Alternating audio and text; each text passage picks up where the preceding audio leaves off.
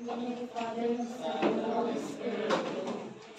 praise you, Lord, and we thank you for the opportunity to study and prepare for the good life in the future. Bless our teachers who inspire and guide us. Bless our parents who work hard to support us. Bless us, help us to be more attentive, patient, and diligent to understand the lesson that our teachers teach us. This we pray in the name of Jesus Christ our Lord. Amen.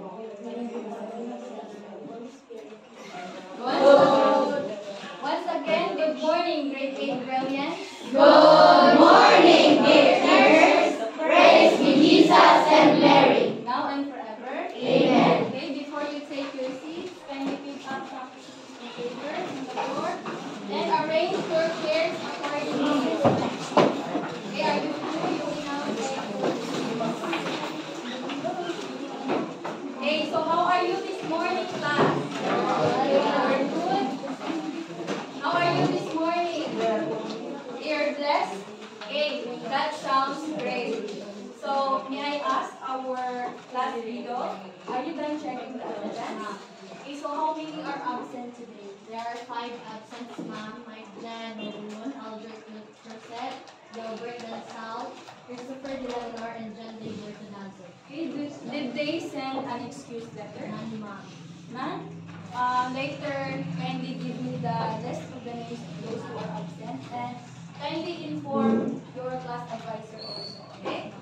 Okay, so anyway, class, give yourselves a 5 clap for being present today.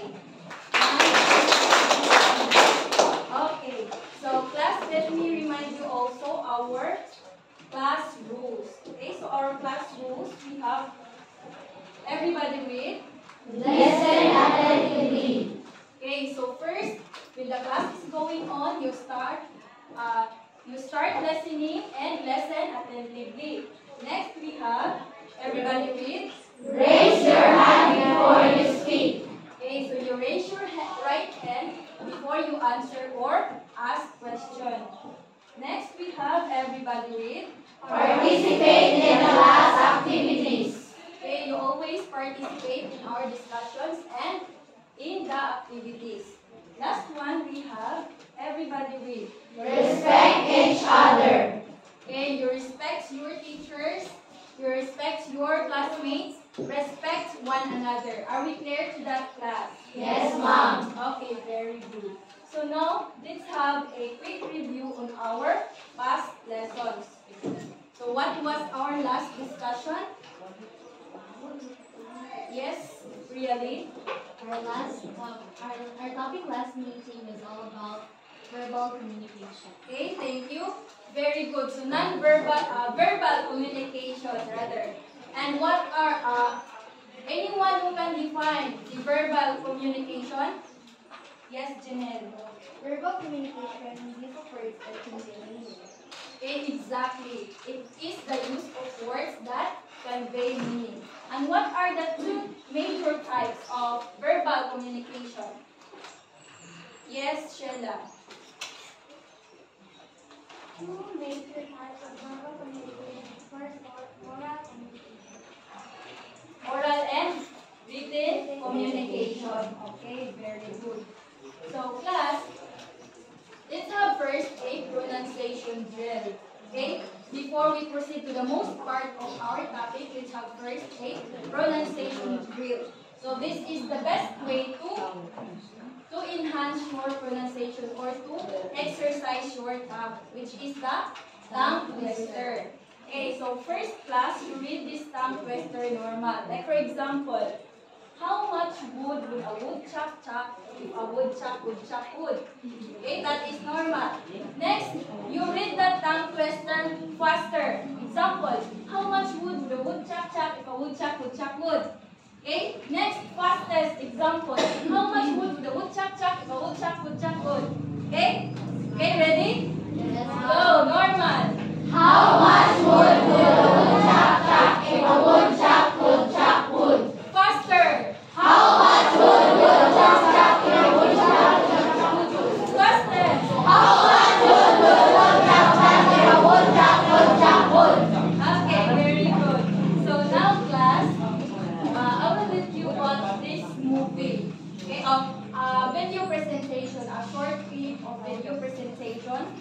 about a bartender and a customer. So again, what is it about? About a bartender and a customer. So you are going to analyze and observe the actions and emotions and how do they communicate or talk with each other. Are we clear? Yes, ma'am. Okay. Good morning, sir. I'm going to get started for you. Alright, 3 dishes. We prepare for a picture of people. Mocha. 3 mocha lattes. Double chocolate chip muffin. Go.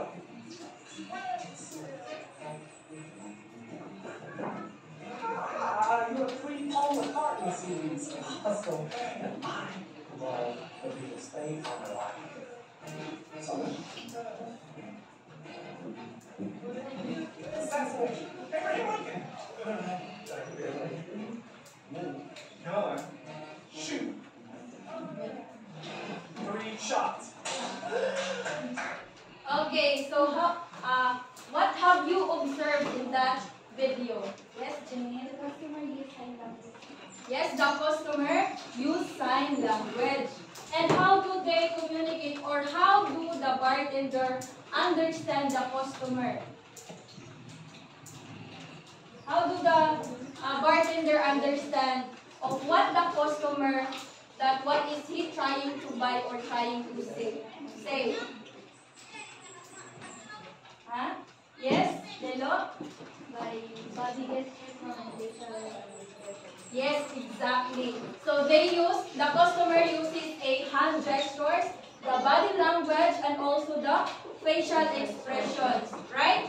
Okay, so in that video presentation class, what do you think will be our topic for today? Any other hand? Okay, what do you think will be our topic for today? Yes, Jamaica. Non-verbal communication. Yes, very good. It's a non-verbal communication. So we are going to tackle a non-verbal communication. But before that, let's read our learning objectives. Okay, at the end of the lesson, you are expected to everybody read first. Define non-verbal communication. Okay, next. Display interest through active participation in the class and group activity. Okay, and lastly. Perform the activities that illustrates the strategies of non-verbal communication. Okay, very good. So class, we communicate with our words but also with our actions, right? Yes, ma'am. Okay, so that we have what we have called a non-verbal communication. So what is non-verbal communication? How do we define non-verbal communication? Okay, so kindly read the definition.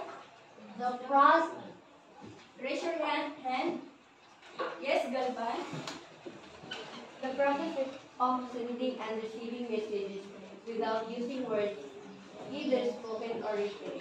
Okay, so it is the process of sending and receiving messages without using words. Okay, so it conveys information through the action. So just like what you watched earlier in the video presentation, they uses a sign language, the actions that convey information. Okay, so that is a non-verbal communication. Okay. So there are 5 types of non-verbal communication.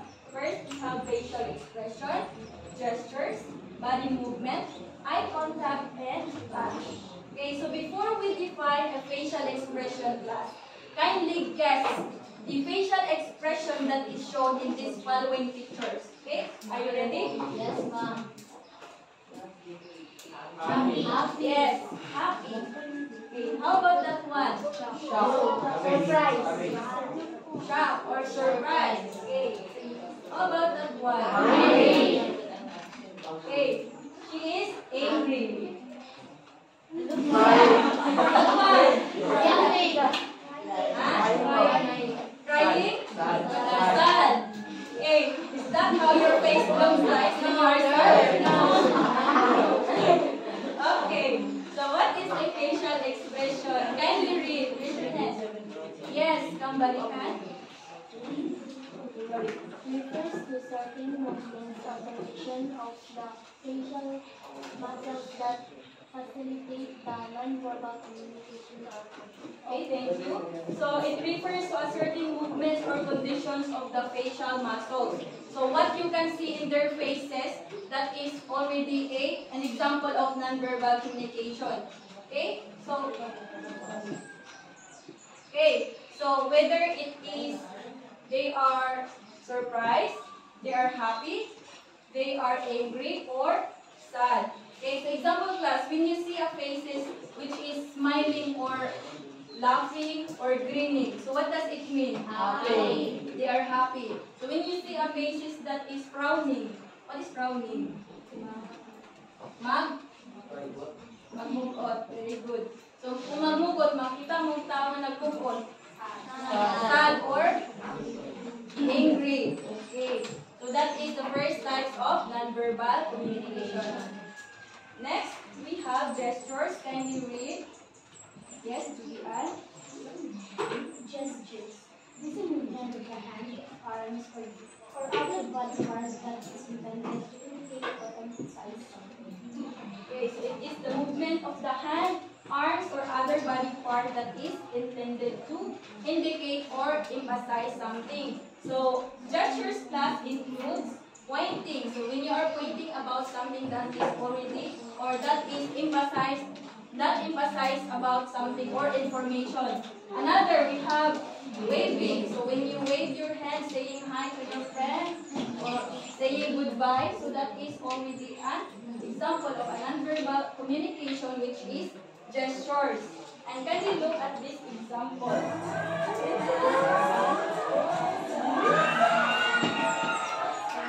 Okay, so that is an example of gestures. Any hand movement that emphasize about something. Okay? Are we clear? Yes, ma'am. Okay. Next, we have body part. Can you read? Okay, ano? It rolls on body movement to convey message. Okay, thank you so much. So it relies on the body movements to convey message. So how the people they sit, the way people sit, walk, stand, or hold their head can or convey message or information. Like for example, you might see someone crossing their hands. So it means they are angry or nervous. Okay? So another, when you see a person scratching their head, means they are confused or they don't understand about something. Ba? Okay. So that is a body movement. Any body movement that convey message. The way people sit, talk, or hold their head. Okay? Next, we have eye contact. Can you read? Yes? Princess? Eye contact is what happens when two people look at each other's eyes at the same time. Okay, thank you so much. So, eye contact is what happens when two people look at each other's eyes at the same time. So, eye contact plays an important role in nonverbal communication class. Okay, so keeping an eye contact to the person you are talking shows that you are paying attention or actively listening. Okay, so paying attention. So, eye contact can communicate hostility, interest, or attractions. Okay, so look at this example.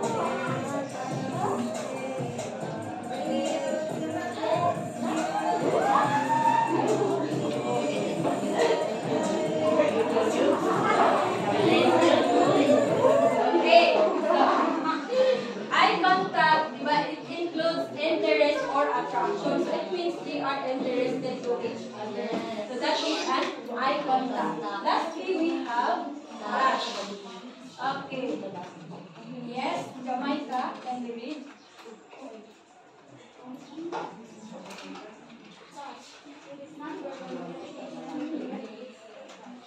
Okay, it is a nonverbal communication that communicates through touch. So it includes handshaking, hugging, or tapping your friend's shoulder. That is also an example of touch.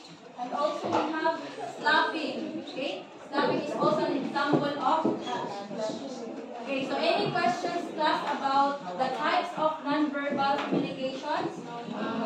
No? Do you now understand? Yes, ma'am. Okay, so to sum it up, class, can you look at this example or see or observe what are the types of nonverbal communication in this video presentation? Sana tuloy na lahat kung ano talaga yung nanay ng... Tinatanggap ko na ng ginagawa mo sa akin. Pero huwag mo na sa dami naman ako. Dahil wala sa kinalaman gusto. Bitawan mo ko. Hindi ko na alam yung ginawa ng mami mo. And why yung mami sumira ng pamilya ko. Inaakit na si daddy. Kaya ako kinalala si Lolo Dad sa bahay. Because your mom is one big friend.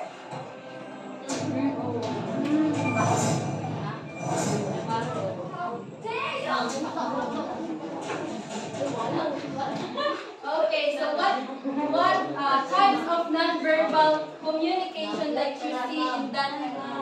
Okay. Raise your hand. Hello. Facial expression, of course. What else? Yes. Kambarihan. Touch, diba? The slapping. What else? Yes, Princess. Eye contact, diba? Okay, what else? Okay, the body movement and also the gesture. Okay? So again, class, what is a nonverbal communication? Raise your right hand. And Non-verbal communication is the act of sending and receiving without.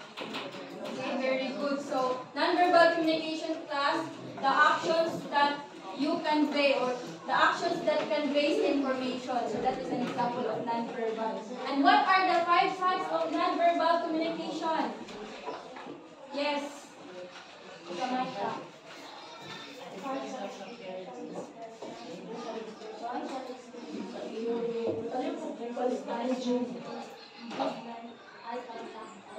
Okay, very good. So those are the 5 types of nonverbal communication. So any questions, class? No, ma'am. Clarifications? None?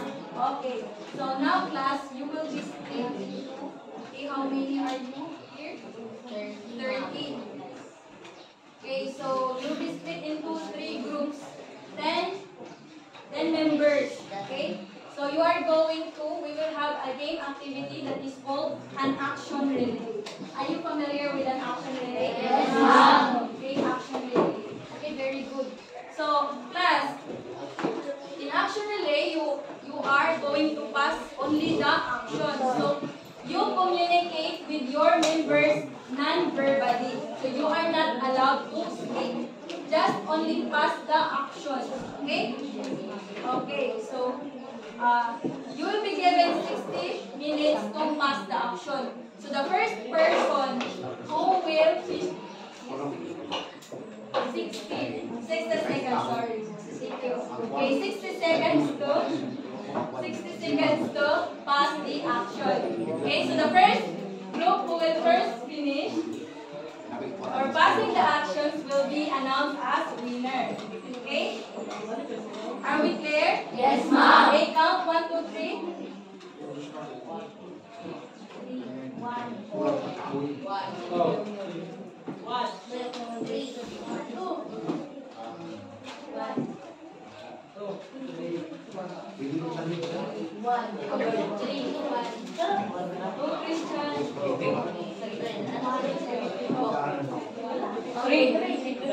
Okay, all group 1 form a line here. Okay, 1, 2. Okay, observe silence. 3, 4, 5, 6, 7, 8, 9, 10. Okay.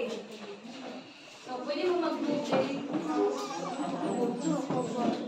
Move. Okay, all group 2.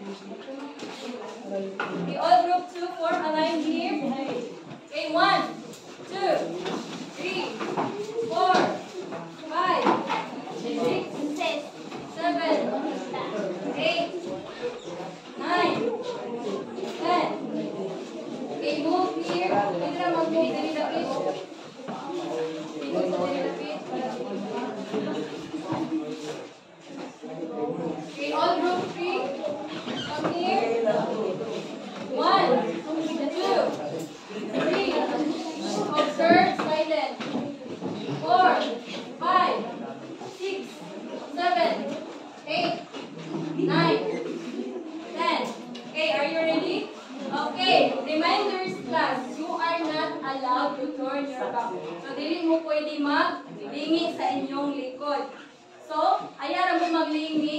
mapasa na sa inyo ang, or waiton mo sa inyong members nga ipasa sa ang action sa inyo.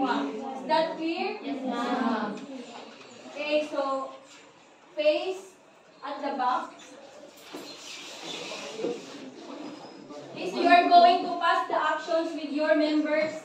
Okay, so the first person or first member here, I will deliver the actions to them. And they are going to pass the actions to the next member and so on. Until the last person, who is the last person in your group? Can you raise your hand? Last person, okay. So the last person will deliver the action to me. Okay? So repeat the action to me. So the first one will be announced as winners and deliver the actions correctly. Okay? Is that clear? Yes, ma'am. Are you ready? Yes, ma'am. Okay. First.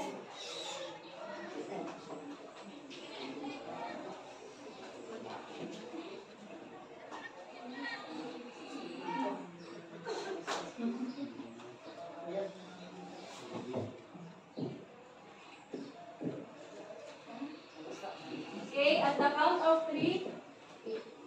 Again.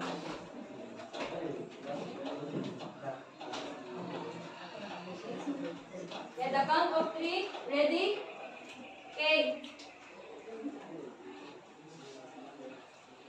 Ready?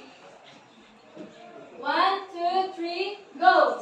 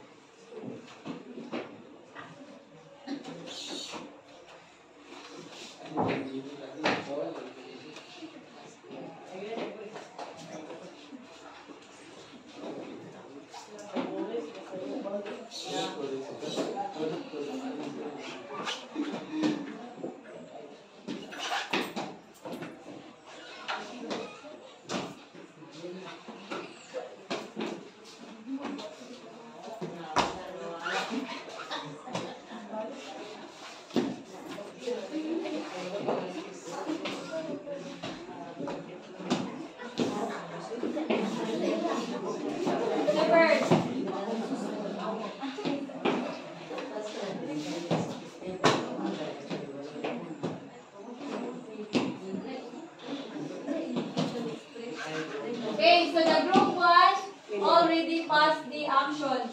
Okay, go back to your seats. From here. Okay, go back to your seats. Go back to your seats. Okay.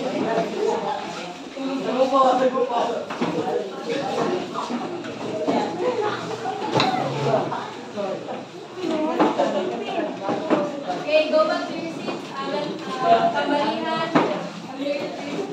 Okay, so what is the actions that you pass with, that your members pass? What is the actions again? Okay, so they are, kindly clap your hands to the group 1. They deliver the actions correctly. Diba? What is the actions there? What is the action there? So, nakatanan ang 5 types of non-verbal communication, which is the gestures, the facial expression, the eye contact, and the body movement. Okay, so again, let's clap or give a gravity clap to the group 1. Okay, a gravity clap goes like this. 1, 2, 3, 1, 2, 3, gravity, gravity, gravity. Again. 1, 2, 3, 1, 2, 3, gravity, gravity, gravity. Okay, very good. So did you enjoy our activity? Yes, ma'am. So this is the prize of all group 1. Open this one later. Okay, this is magawin. Later ha, later. Okay, and we have also a consolation prize to the group 2 and group 3. Okay, open that one later ha. Okay, so, okay, settle that. Okay, class. So in that action, what do you think? Okay, what do you think is the message conveyed in that actions that you delivered with your members, class? Can you raise your hand?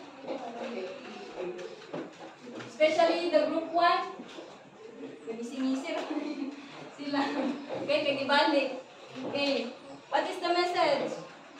Okay, really?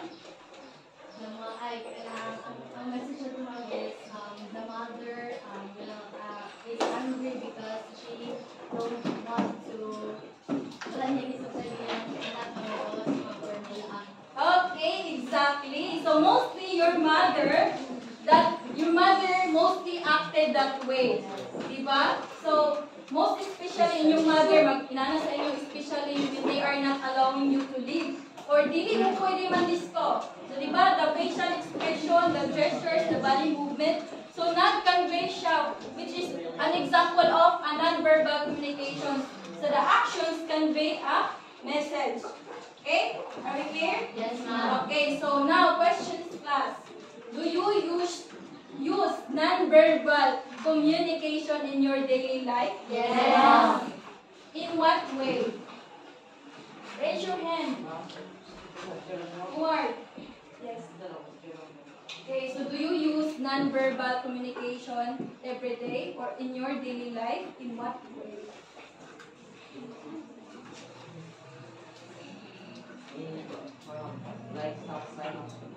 Yes. Okay. Yes, that is also a non-verbal communication. Diba? Kung mag-ingon mo sa inyong classmate, stop, ayaw sa di, diba? What else? When you are waving, yes, waving your hands, greeting. Okay, when you are greeting with your classmates, you can use it every day. What else? The most type of non-verbal communication. Touch. And eye contact, you always use it every day. Right? Okay, what else? The facial expression. So you always use that every day. Yes, pointing. Okay. So, class, how often do you use non-verbal communication? How often? Every day, always. Diba? So when you are, kung naamo diri sa classroom, so always, even in yung mga facial expressions, your eye contact, you always use it. Or you probably use non-verbal communication without even realizing it. Yes. Right? Yes, ma'am. So are these non-verbal communication strategies are effective in communication? Yes, ma'am. Yes. Okay, very good. So now class, any questions? No. Clarification? No.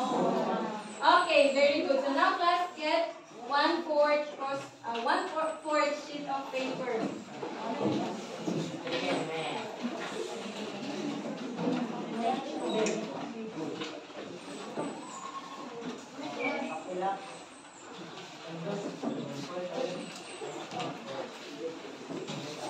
Okay, so you are going to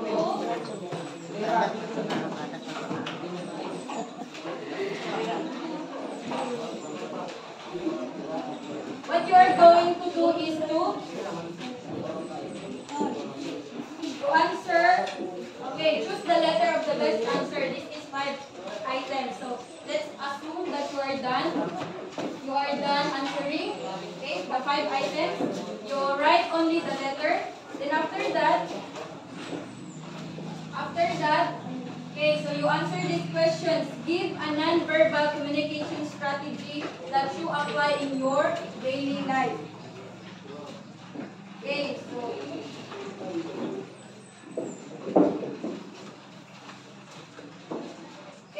so give a non-verbal communication strategy that you apply in your daily life. So write as many as you want. Okay, so that is 10 points. Okay, so let's assume that you are done. You are done answering. And for your assignment class,